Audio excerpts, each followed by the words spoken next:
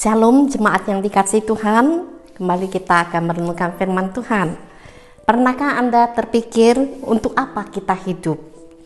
Banyak orang tidak tahu untuk apa dia hidup, sehingga Mandarin ada berkata huli hutu. Ya. Ada yang hidup demi ilmu pengetahuan, demi kedudukan, kekuasaan, dan kekayaan, ataupun hobi, musik, dan lain-lain. Jawabannya tentu beragam. Namun apapun jawaban kita, itulah yang menentukan arah hidup kita. Namun jika kita ingin melihat hidup ini pada tingkat yang teratas, kita harus menjadikan Yesus Kristus sebagai tujuan hidup kita. Mengapa tujuan hidup itu penting?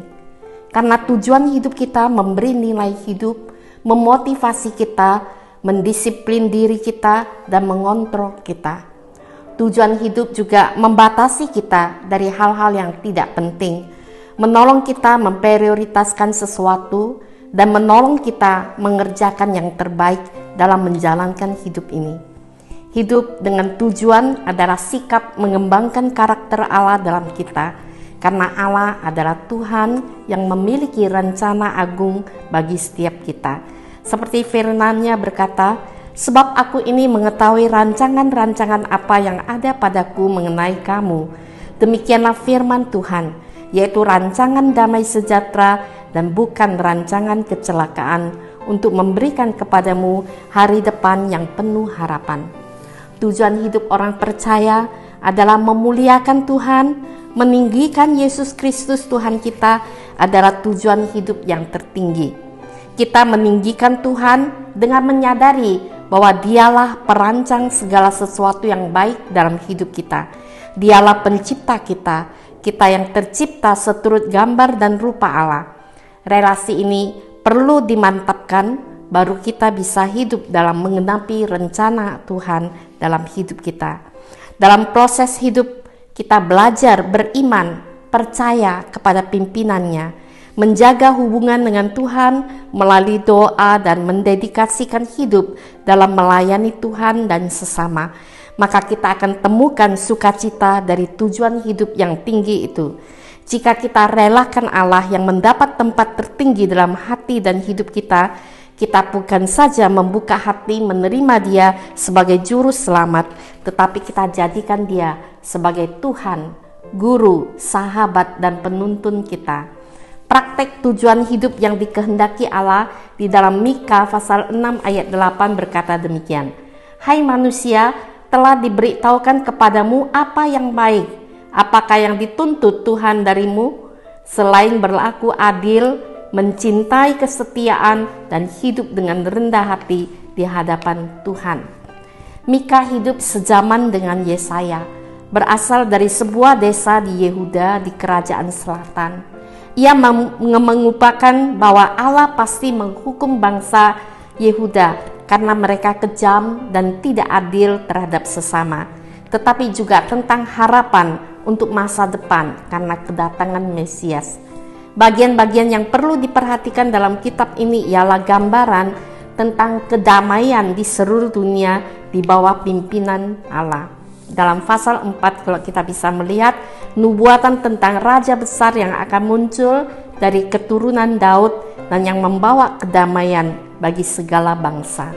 Mika memperingati mereka akan penghukuman yang pasti datang, namun sekaligus menawarkan pengampunan dan pemulihan bagi yang mau bertobat.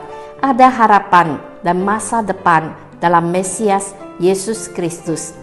Yang bertobat dan beribadah bukan dengan korban-korban, namun dengan suatu kehidupan yang nyata, nampak dalam kehidupan yang tampil beda dengan budaya bangsa itu pada umumnya. Seperti Mika 6 ayat 8 berkata, hai manusia, telah diberitahukan kepadamu apa yang baik dan apa yang Tuhan tuntut daripadamu selain berlaku adil.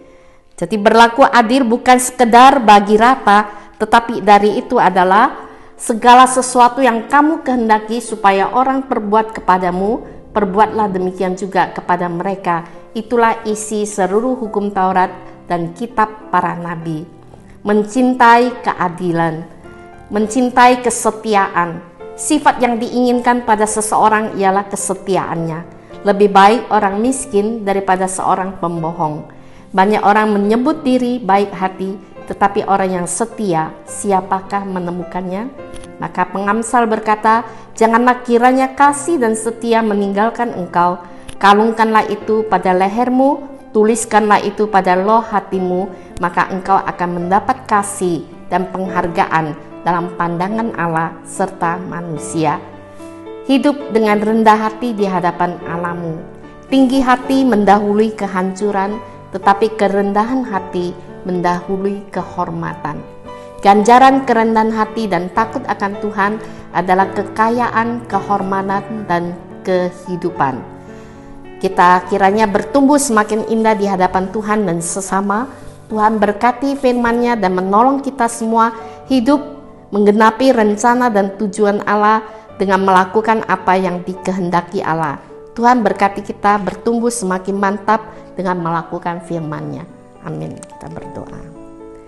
Terima kasih Bapa, Engkau telah memanggil kami masuk dalam rancangan dan tujuan-Mu, sehingga kami boleh ya Bapa mempraktekkannya dalam setiap kehidupan kami dengan berlaku adil, memelihara kesetiaan dan rendah hati di hadapan-Mu. Meteraikan firman-Mu dalam kehidupan kami dan tolong kami menjadi pelaku firman-Mu. Di dalam nama Tuhan Yesus kami berdoa. Amin.